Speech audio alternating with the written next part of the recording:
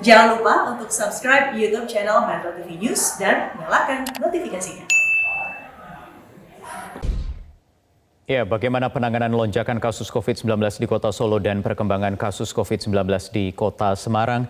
Kami sudah terhubung dengan Gubernur Jawa Tengah Ganjar Pranowo langsung dari Semarang melalui sambungan telepon. Selamat malam, Mas Ganjar, terkait penambahan kasus di Solo terutama dari teman-teman tenaga medis yang bekerja di RSUD di sana. Apa tanggapan Anda? Apakah ini menjadi konsentrasi selanjutnya untuk mengamankan paling tidak epicentrum ini supaya tidak meluas ke daerah yang lain? Ya, betul sekali. Jadi setelah kita melihat, mendapatkan informasi dari Solo, baik dari rumah sakit maupun Pak Wali Kota, terus kemudian kita bicara untuk penanganan yang ada 3T-nya kita lakukan, tracing-nya terus kita lakukan, agar kita bisa melakukan isolasi ya dari kejadian yang ada di Solo itu begitu. Termasuk juga akan melakukan tracing ke mungkin rumah sakit lain, Mas, yang ada di wilayah Jawa Tengah, tak hanya di Solo? Oh, tidak begitu. Jadi cara kita melakukan tracing biasanya begitu ada kejadian satu, maka hubungan erat, hubungan dekat, hubungan sosialnya kita lakukan tracing. Terus kemudian konsentrasi penuh. Nah, setelah itu ketahuan mana-mana kondisinya, kalau dia orang dengan gejala langsung dirawat, kalau orang tanpa gejala dikarantina. Nah, karantinanya ada macam-macam, ada yang mereka mengisolasi diri, ada yang kemudian kita tempatkan di satu tempat tertentu. Kalau yang seperti Kota Semarang itu ada beberapa tempat, tapi ada yang juga ditempatkan di hotel begitu ya. Jadi beberapa cara itu kita lakukan untuk bisa mengisolasi.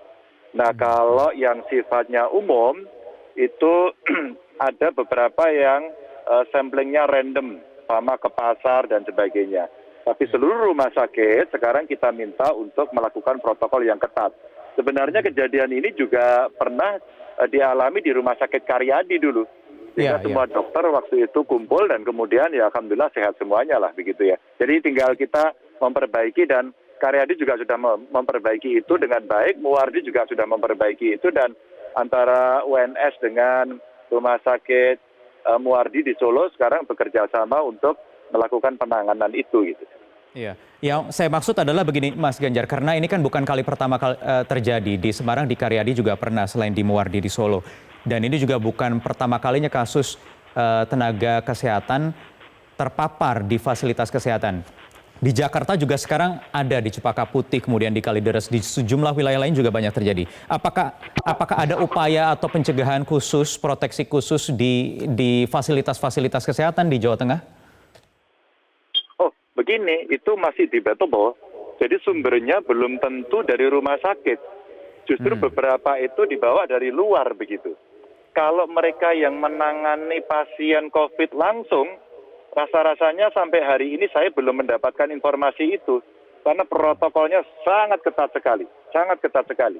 Nah, yang kedua, beberapa kejadian waktu seperti yang di Semarang itu, waktu itu kan operasi. Maka pada saat sekian daftar pertanyaan diberikan, ada yang lowong begitu. Ada yang lowong tidak diisi, maka pada saat diisi, oh ternyata mereka habis berkunjung dari tempat ini, dan pernah dirawat ini gitu. Oh, semua jadi kaget, sudah terlanjur begitu. Nah, karena protokol memang betul tadi. Ya, karena itu diserahkan ke pihak sendiri, pribadi untuk mengisi form begitu ya. Tetapi apakah sudah ada perkembangan terkini terkait tracing yang dilakukan di klaster kesehatan di Muwardi misalnya, Mas, untuk saat ini sampai hari ini? Belum sih, hanya kita melakukan penambahan tracingnya terus-menerus dari surveillance kita. Sampai dengan hari ini saya belum mendapatkan laporan yang terbaru, tapi jumlahnya sudah lebih dari 25 sepertinya. Kemarin sih laporan terakhir 25, tapi hari ini katanya ada yang kita trace lagi, tapi hasilnya saja yang belum disampaikan kepada saya, tapi jumlahnya sudah melebihi dari jumlah yang kemarin positif itu. Baik.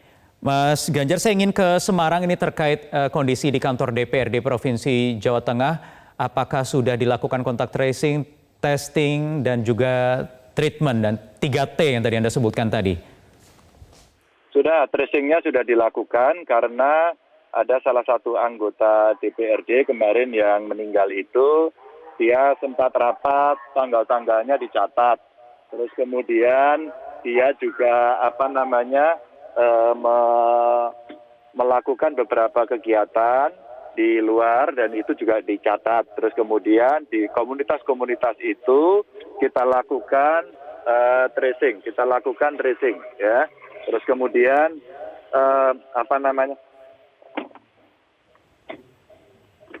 kita lakukan tracing di titik-titik yang mereka pernah ketemu, ya.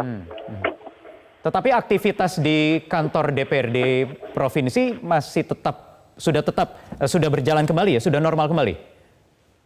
Ya, normal. Jadi sebenarnya hari ini anggota DPRD-nya lagi banyak kunjungan kerja ke daerah.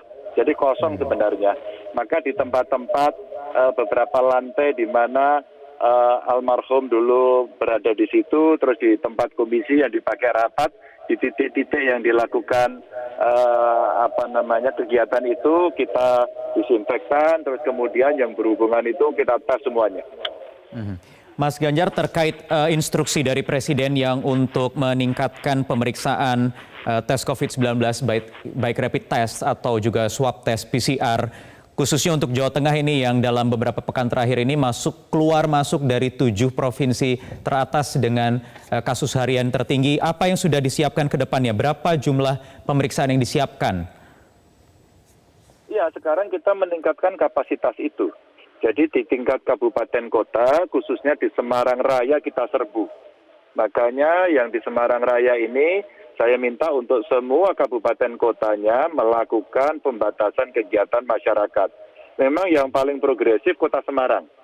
Progresif banget Kota Semarang, dan dari target yang ada sudah terlampaui banyak sekali. Maka saya bilang nggak usah ngomong target lagi sekarang. Pokoknya kejar terus dari semua yang ada. Lalu pembatasan-pembatasan dilakukan, termasuk kejadian sebelumnya, ada satu BUMN, ada satu yang energi, dan ada satu yang industri itu, kita buat treatment khusus, terus kemudian kita buatkan gugus tugas kecil. Gugus tugas kecil itu bertugas di tempat itu dan melakukan kontrol, termasuk mereview soal kenormalan baru di dalam usahanya itu. Kejar terus, tetapi bagaimana dengan kapasitas, termasuk kapasitas pemeriksaan di laboratorium, Mas Ganjar? Apakah sudah cukup untuk memadai? Iya, Mas Wahyu, ini pertanyaan bagus sekali ya.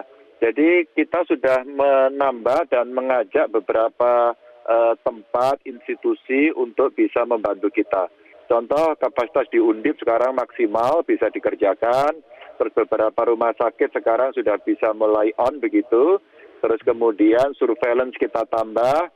Nah, beberapa yang teman-teman di lab ini kita berikan dukungan minimal peralatan-peralatan yang memang harus tersedia saat mereka bekerja, itu tugas kami untuk menyediakan. Dan ini kami berterima kasih karena pusat, gugus tugas semuanya membantu ini dengan cepat, sehingga kita bisa membackup dengan cepat. Nah, sekarang kita sudah minta, Mas, sejak 3 minggu ini saya sudah minta pokoknya 2 hari sekarang selesai. Kalau 2 hari tidak selesai berarti ada sesuatu. Kalau ada sesuatu maka tolong dilaporkan ke saya. Dan saya akan kontrol langsung. Termasuk juga model pelaporannya yang kita mau itu real time.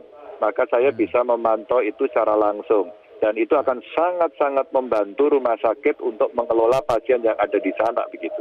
Baik. Terima kasih Gubernur Jawa Tengah Ganjar Pranowo atas waktunya di Prime Time News malam hari ini.